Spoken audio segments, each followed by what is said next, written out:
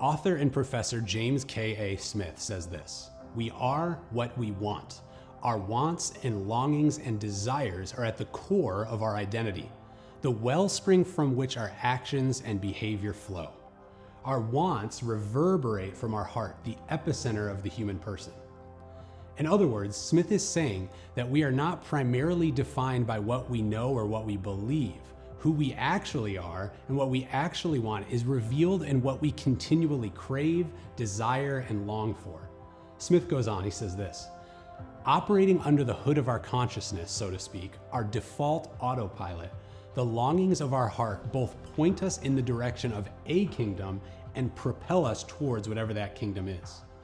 We are not merely brains on a stick, rationally parsing out every single decision based on a cost-benefit analysis.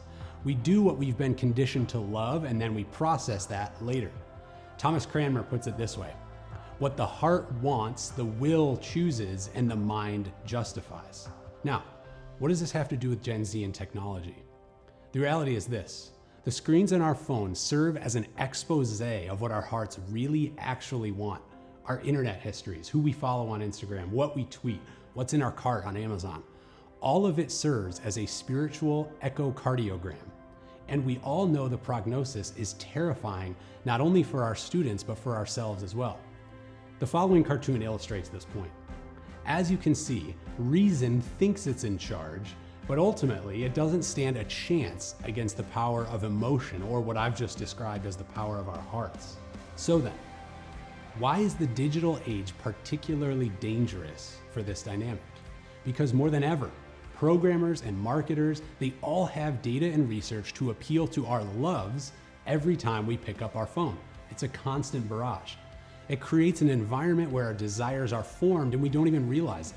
Let's look at another cartoon.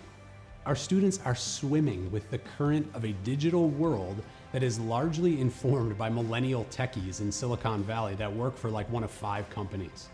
Their loves and desires are being subtly formed without them even knowing it. It might be the same for us. Furthermore, their attention spans are eroding and their ability to sit, think, and process is continually diminishing. Pastor and author John Mark Comer says it this way: "There's no killer app for the soul. Souls are grown the ancient way, like trees, slowly, over decades, on a timescale entirely different to that of human civilization, by sinking roots deep and waiting patiently. This ancient way of unhurried Bible reading, prolonged attention, and prayer and meditation, it's hard to find in Gen Z. As disciple makers, we are in the business of growing redwoods, not weeds. If we are to do that, the digital ecosystem must be reevaluated."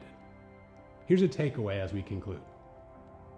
The power and habit of spiritual disciplines is greatly underestimated today.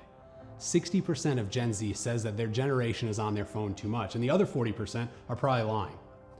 What habits could we instill to regulate our phone usage and encourage growth the ancient way? Maybe suggest that your student keep their phone plugged in on the kitchen overnight and don't pick it up until they're leaving the house the next morning. Some of you may already do this. Another route would be to potentially suggest self-imposed time limits on social media apps, which can be managed through the Screen Time app on iPhones. I've done this with a few times with my students over the weekends, where they voluntarily give me their phone and I put in a password that they don't know.